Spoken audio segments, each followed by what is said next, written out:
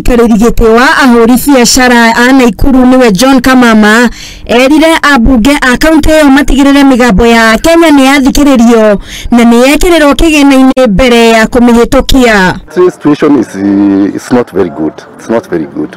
Although we have that hope, the taxes are too many and it is obvious to everybody.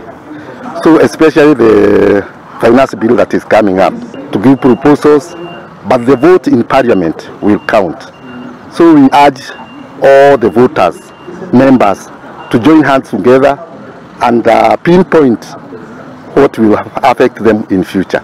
Everybody, you sell this morning, in the evening, you consume even the stock. And therefore, I urge the government to look into the issues of consumption, especially that issue of everyday life. Gĩkundi gĩkĩ kĩa ahũri a biacara kĩaririe mũcemanio-inĩ wa kũgacĩrithia kaunti ũrĩa ũgũbangĩtwo nĩ bengi ya Absa kaunti-inĩ ya Naikuru, kũrĩa ahũri a biacara arĩa mareyũkĩrĩria monirio ũrĩa mangĩhota gũtheremia biacara ciao ona kũrĩ na moritũ maingĩ.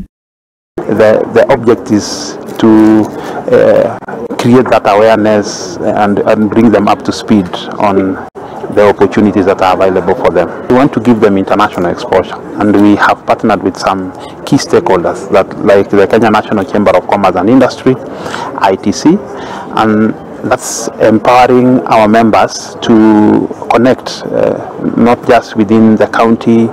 We are also linking them up with the extra county, the whole country, and even outside this country, and it is allowing them to have access to market. So that's one. Number two, access to sustainable financing. So we realize that for a long time, most of the business people were coming into the bank to look for financing to enhance their business. But we realized that it should be broader, and that's why we brought in the aspect of additional trainings.